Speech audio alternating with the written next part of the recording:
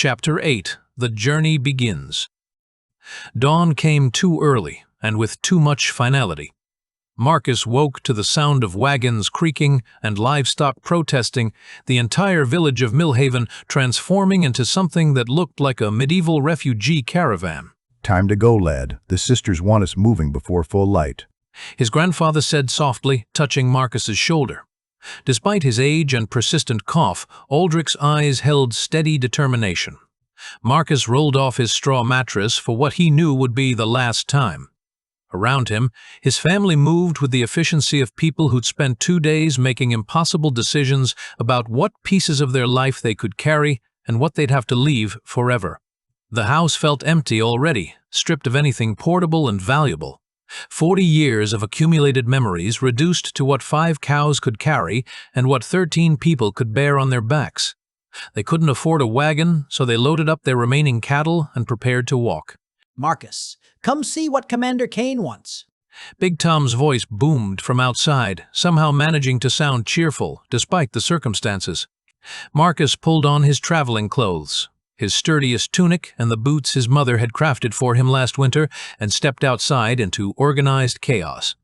The entire village was in motion, families loading final belongings, children crying or running underfoot, livestock being herded into traveling formation.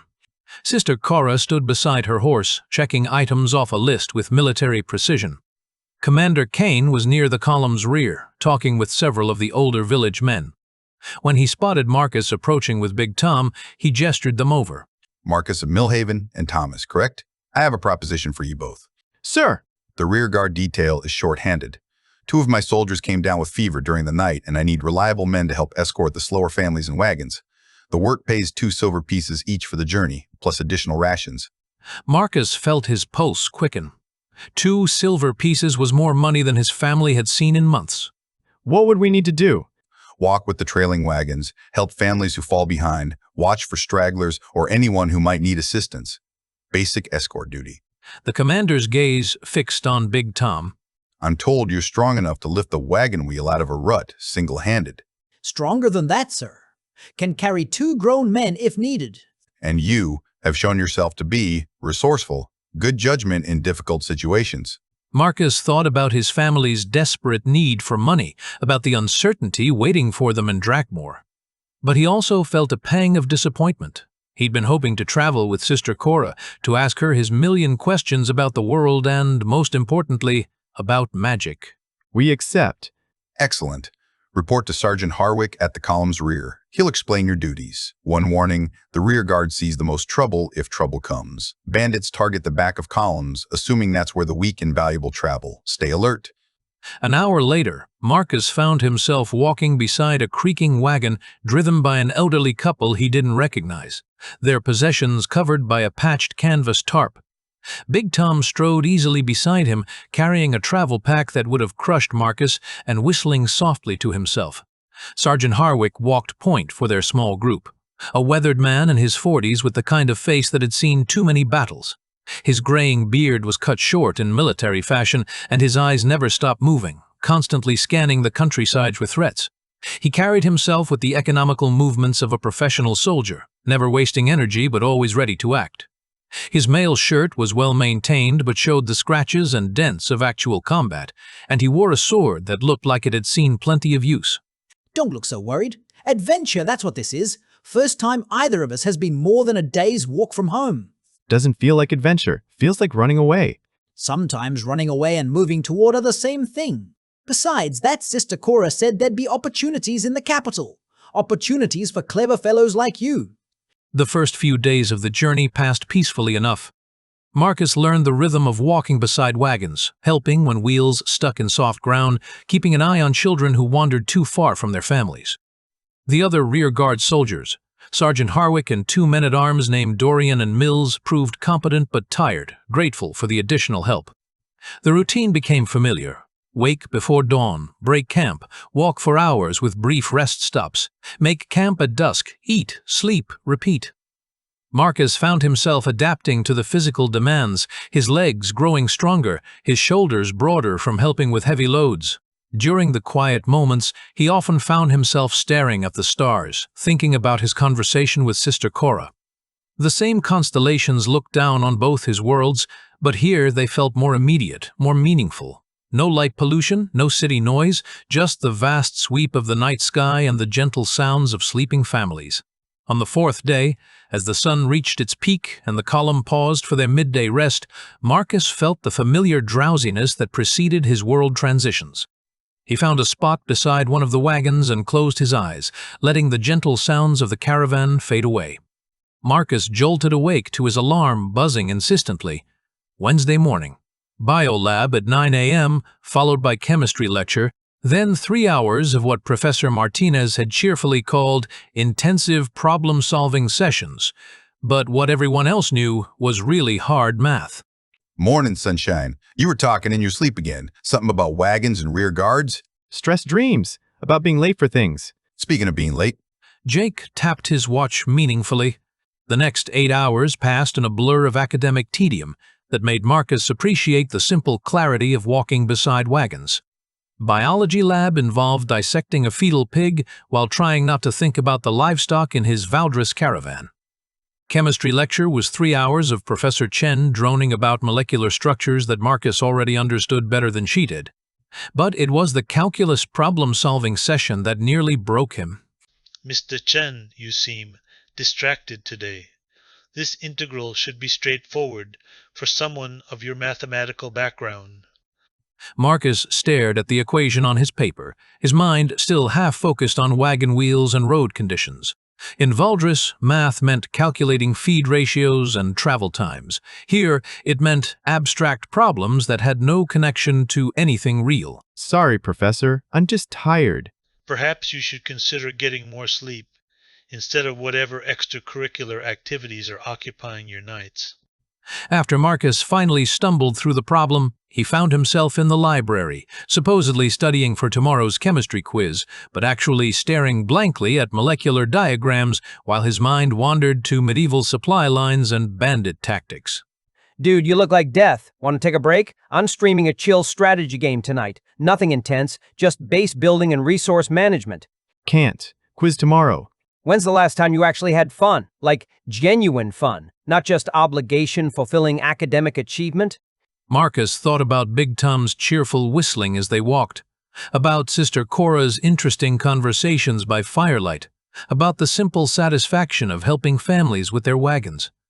It's been a while. That's depressing, man. Life's too short to spend it all studying. Look, just hang out for an hour. Sometimes your brain needs a break to actually process information.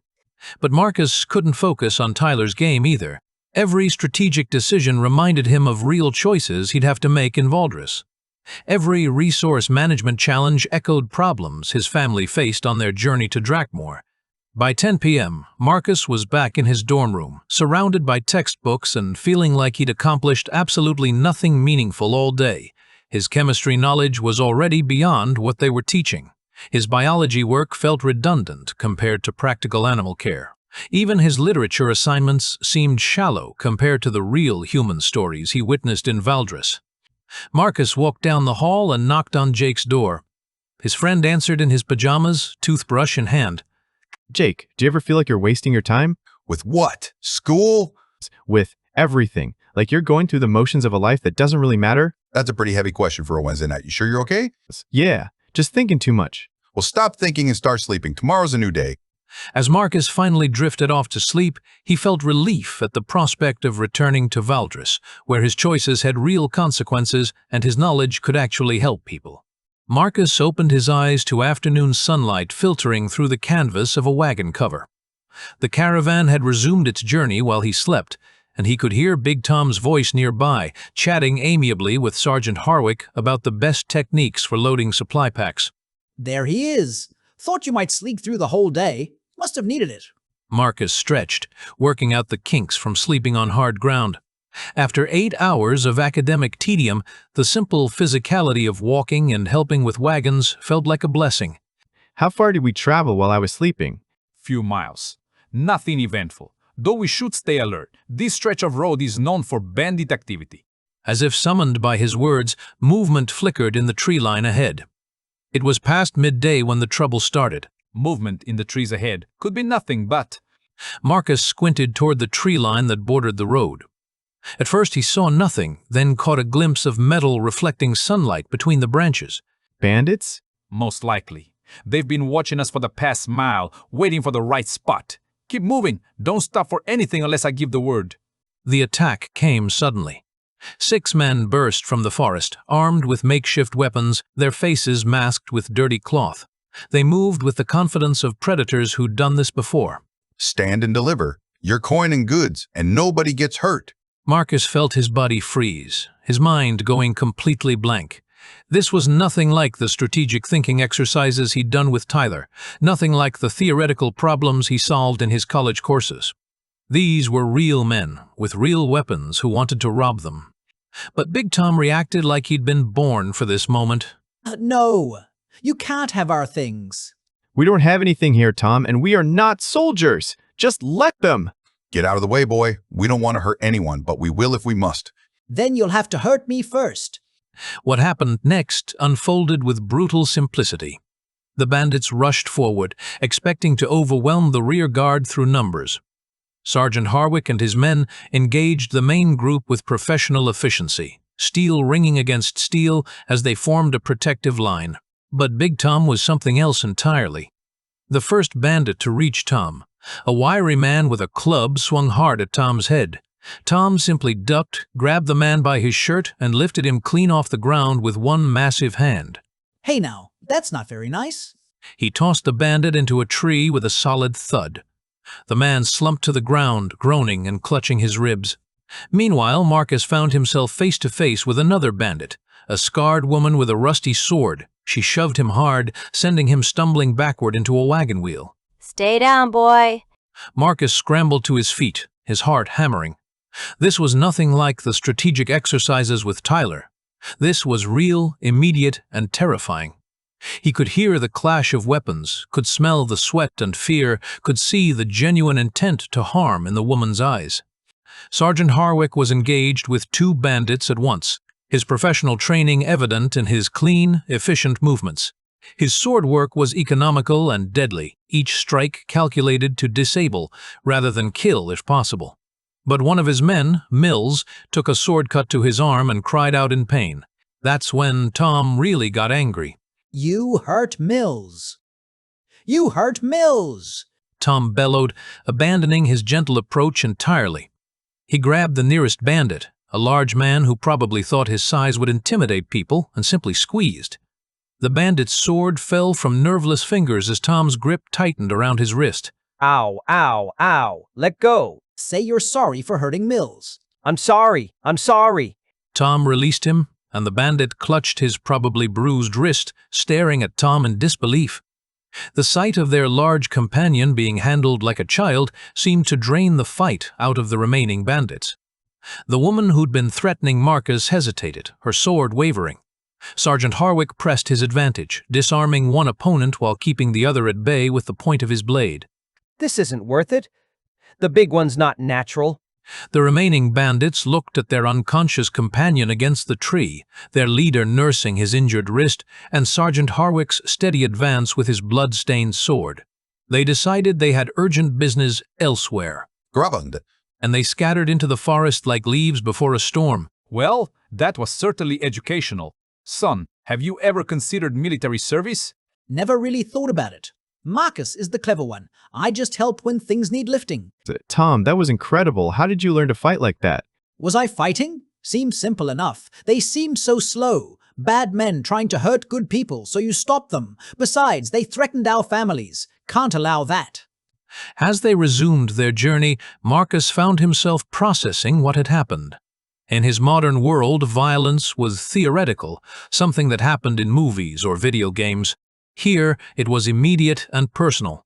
People could get hurt, could die. But Tom had handled it with the same straightforward competence he brought to farm work. No hesitation, no second-guessing, just clear action when action was needed. Tom, thank you. For what? W, for protecting everyone, for being brave when I froze up. Marcus, you're brave in different ways. You think of solutions no one else sees. You helped the cattle, improved the crops, made that writing system that impressed Sister Cora. I'm good at hitting things and lifting heavy objects. You're good at everything else. I didn't feel good at anything during that fight. First time's always scary. You did fine, lad. Staying calm and not panicking is half the battle. Your friend here has the makings of a fine soldier, natural fighter, good instincts. What about the bandits we left behind? Dorian and Mills will bind their wounds and point them toward the nearest town, assuming they're smart enough to find honest work instead of trying this again. Times are hard, drives some men to desperate choices. As evening approached, the column made camp in a defensible clearing beside a stream.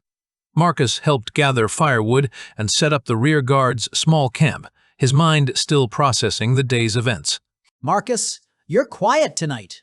Just thinking. About the bandits? About everything. The attack, leaving home, what we'll find in Drakmor. I keep feeling like I don't know anything real about this world.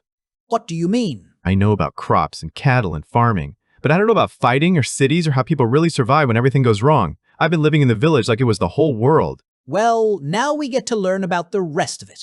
Together. You're not worried? Course I'm worried. But Marcus, you've never steered us wrong yet. Your strange ideas work. So if you think going to this capital place is the right choice, then it's the right choice. Marcus felt the familiar weight of his cousin's absolute trust. What if I'm wrong this time? Then we'll figure something else out. That's what family does. Later that night, lying in his bedroll beside the dying campfire, Marcus stared up at the stars. The same constellations he'd discussed with Sister Cora, the same sky he studied in his astronomy class back in Chicago. Tomorrow they'd be another day closer to Drakmor, another day further from everything familiar. But today had taught him something important. When real danger came, he could count on Big Tom completely. And maybe, just maybe, Tom was right to count on him in return. The bandit attack had been his first real adventure in Valdris, and he'd learned something crucial. This world was more dangerous than he'd ever imagined, but he wasn't facing it alone. As sleep finally claimed him, Marcus could hear Tom's gentle snoring and the quiet voices of the soldiers maintaining watch. For the first time since leaving Millhaven, he felt something that might actually be hope.